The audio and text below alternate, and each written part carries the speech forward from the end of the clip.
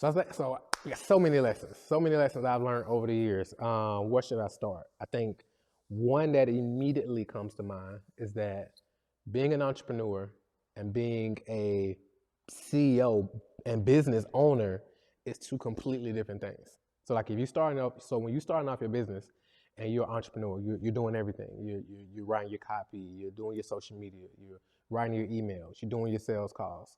You're doing everything typically when you're in the beginning phase. You may bring on an assistant, but most cases you're entrepreneur, you're chief cook, bottle washer, the whole 9 yards, right? And then when you shift into like business owner, again, you got to create like a whole new identity, right? So you got to let go of some of those things. So when you go from doing all the sales calls, doing all the marketing, writing all the copy, doing all the social media, when you shift from doing all those things to more so a leader role, right? You create a whole new identity, and that's challenging because it's like a lot of times we get our significance from like what we do. And if we aren't doing that, then who are we?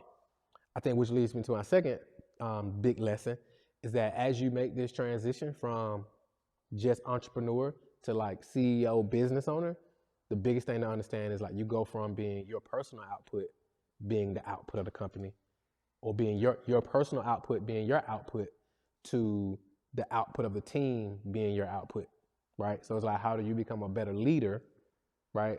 To lead your team, make sure they have the systems and the playbooks and the processes and so forth, and the trainings and the support to actually produce output. And as you do that, that actually equates to your output. So it's not about like, how do you do more, right? It's like, no, how do you actually do less? Because the more valuable you are to the business, the less valuable the business is, especially if you're looking to grow and scale and sell your business and so forth.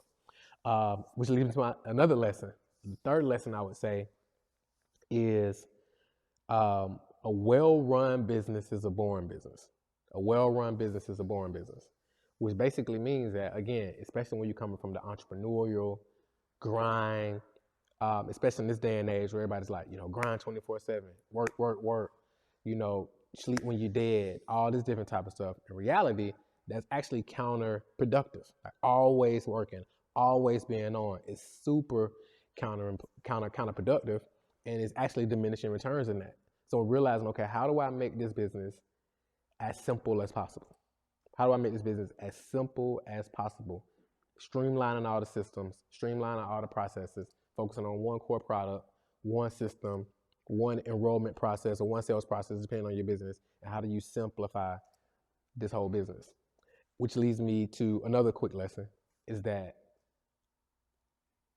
typically, especially we mainly work with like coaching and consulting type businesses. So we always advise to them based on our personal experience, because when we first start growing our company, it was like all over the place. Like, we're trying to do this, we're doing this, we're doing this, we're doing this, and we're always busy, right?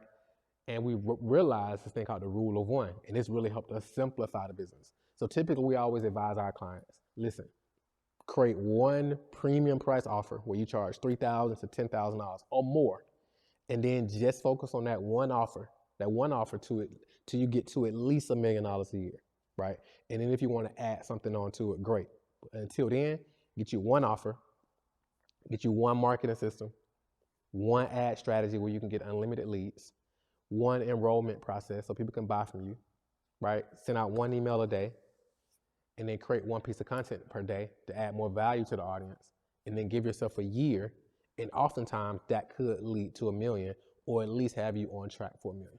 So those are a handful of my lessons that I've discovered over the past few years.